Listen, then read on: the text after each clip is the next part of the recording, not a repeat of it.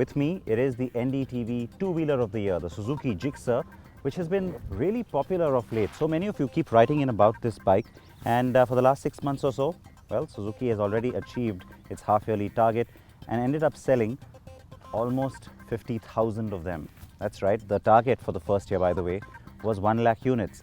Now that target is going to get bumped up because there is another version of the Gixxer that's just ridden into the market, and that's why we've got both the bikes here for you. This is the Gixxer SF. SF is sport fairing, and you can instantly see the difference between the two bikes. That's what we're going to run you through. But you know what, this isn't just about making a higher volume pitch for Suzuki. The company knows that it also needs to target some very strong rivals like the Yamaha R15, and there's another new bike that's just ridden into the market as well. It is the RS200 version of the Pulsar. Ashish Jha was in Pune to ride that bike.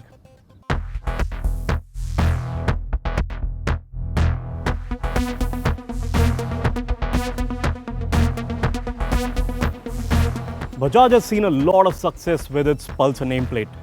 The last one was the NS, but as you can see, there is no NS over here, so we are obviously not going to ride that bike.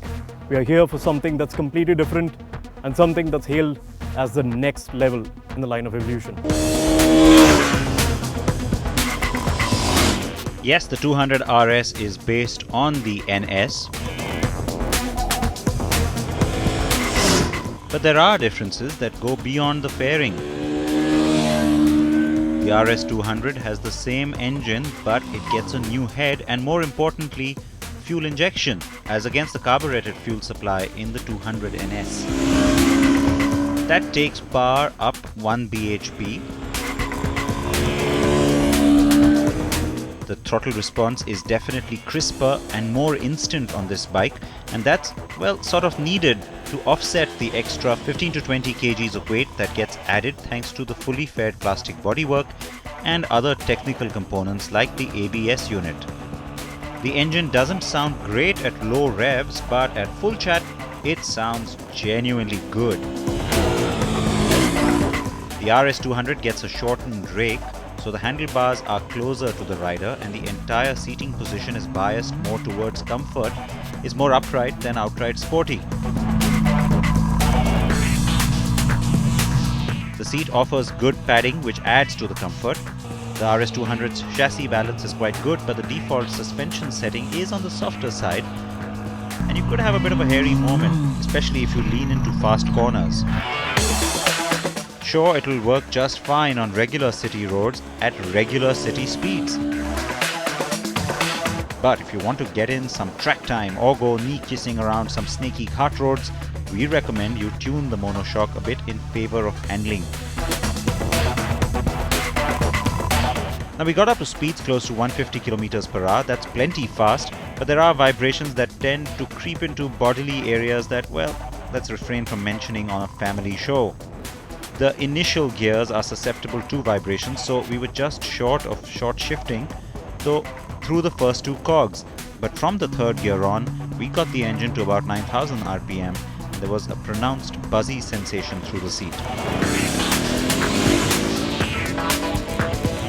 The gearing is essentially the same as on the NS, but the sprocketing has been altered to help the RS achieve a higher top speed. What we really liked is how neatly and quickly the RS200 turns into corners. The steering is very responsive, and the slightly modified construction and compound of the MRFs that the RS was riding on makes a world of a difference. The brakes now. The RS200 is offered in two trims, ABS and non-ABS. We were on the saddle of the ABS version the whole time though, and that is a single channel, which means only the front wheel gets ABS equipped braking. Under hard braking, the front did keep its line and the brake bite was sufficiently effective. We'd have liked more feedback from the lever though, but the rear end tends to slide. Not at all what we expected, and a bit unnerving, frankly.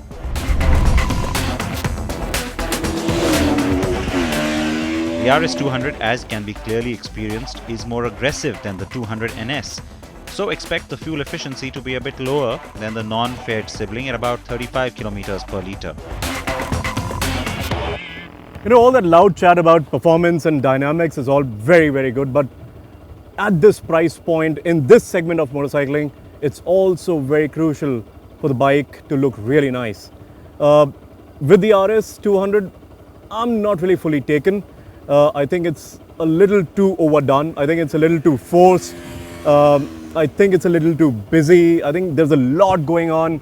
But at the same time, you be the judge.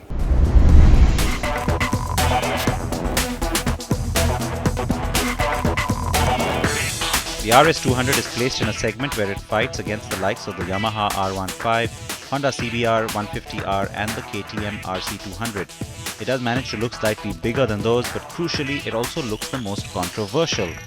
There's a sense of over-styling. The front is dominated by very peculiar bodywork that flows down the center and looks like an extreme snout, and the dual projector headlamps, well, that look reminds you of the latest R1 and we're not a big fan of those either.